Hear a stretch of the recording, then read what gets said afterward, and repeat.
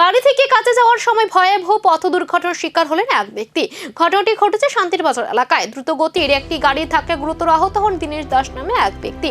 অভিযোগ, দ্রুতগতির গাড়ি আচমকে তাকে ধাক্কা মারে। সংঘর্ষের জেরে গুরুতর আহত হয়ে রাস্তায় লুটিয়ে পড়েন তিনি। দুর্ঘটনার পর স্থানীয় মানুষজন ছুটে এসে আহত ব্যক্তিকে উদ্ধার করেন এবং দ্রুত হাসপাতালে নিয়ে যান। ঘটনার খবর পেয়ে ঘটনাস্থলে পৌঁছায় পুলিশ। কিভাবে দুর্ঘটনা ঘটলো তা খতিয়ে দেখা হচ্ছে বলে জানিয়েছে পুলিশ।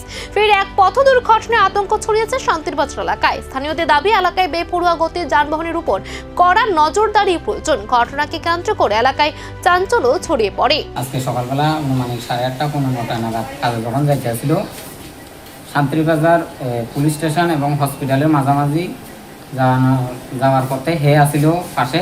হের বাইকের তেল শেষ হয়ে গেছিল। এখান থেকে তেল নিয়ে গিটা লুতো লাগছিল। বাইকটা দাঁড়ানো অবস্থা ছিল।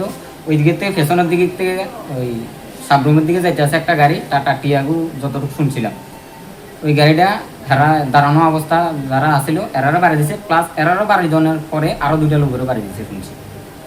এখন আমি স্পটে অনেক গেছি না, যদিও সঙ্গে সঙ্গে পেশেন্ট নিয়ে জীবিত চলে আসি। প্রতিদিনের মতো কাজের উদ্দেশ্যে বেরিয়েছিলেন দীনেশ দাস, কিন্তু কয়েক মুহূর্তের মধ্যে বদলে গেল সবকিছু। প্রশ্ন উঠছে, আর কত দুর্ঘটনার পর নড়ে চড়ে বসবে প্রশাসন, নাকি বেপরোয়া গতির বলি হয়ে যেতে হবে সাধারণ মানুষকে? এখন সে আতঙ্কে ঘিরে ধরেছে শান্তির বাজারবাসী।